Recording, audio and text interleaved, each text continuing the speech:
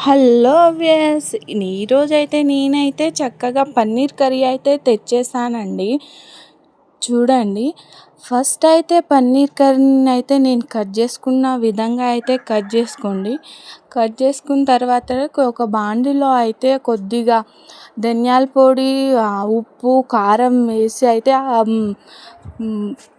Cut చేసి చేసుకున్న దాన్ని పన్నీర్ని అయితే పట్టించండి. తర్వాతనైతే కొద్దిగా ఆయిల్ పోసుకొని దాంట్లో అయితే పన్నీర్ని అయితే వేసేసుకోండి. తర్వాత గోల్డెన్ కలర్ వచ్చే వరకు అయితే వేపుకోండి. ఎక్కువ ఫ్లేమ్ అయితే పెట్టకండి, నార్మల్లో పెట్టుకొని ఫ్రై చేసుకొని తర్వాతనేమో ఇగో చూడండి ఎంత గోల్డ్గా వచ్చేసిందో.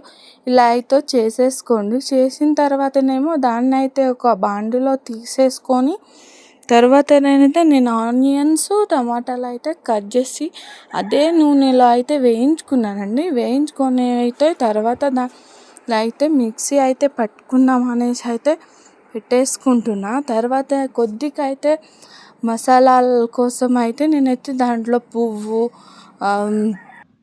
తర్వాత అయితే కిస్మిస్ అవన్నీ వేసేసాను. వేసేసి నేనైతే మిక్స్ అయితే పట్టుకున్నాను. అదే బాండిలో మాత్రం కొద్దిగా ఆయిల్ వేసి కావాల్సినవి అన్నీ వేసి బిర్యానీ ఆకు వేసాను. తర్వాతనేమో పోపు వేసేసాను. వేసిన తర్వాతనేమో కొద్దిసేపు ఇటు అటు అదే బాండిలో వేయడం వల్ల కొద్దిగా మంట ఎక్కువ నల్లబడ్డది. అందుకే దాని తర్వాతనేమో పసుపు, కారం అయితే వేసేసాను. అల్లం వెల్లుల్లి పేస్ట్ కూడా వేసాను. వేసిన తర్వాతనేమో చాలాసేపు అంటే టైం ఏం పడదు, కొద్దిసేపు కలుపుతానే ఉండాలి, ఎందుకంటే కింద మాడిపోతుంది అనేసి అయితే నేనైతే వేసాను. దాని తర్వాత కారం వేసుకొని కలిపేసి దాని తర్వాత పెరుగు అయితే మోస్ట్ ఇంపార్టెంట్ కదండి. పెరుగు అయితే ఫస్ట్ వేసి నీట్గా కలిపేసుకోవాలి. కలిపిన తర్వాత చూడండి ఎంత బాగా ఉడుకుతుందో.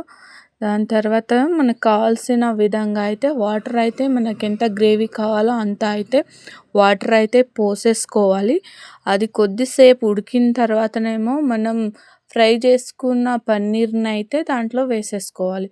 చూడండి, వేసేసుకున్న తర్వాత ఎంత బాగా అనిపిస్తుంది. అది విరగకుండా నీట్గా కలిపేసుకోవాలి. కలిపేసుకున్న తర్వాతనేమో చూడండి ఎంత బాగా వస్తుందో.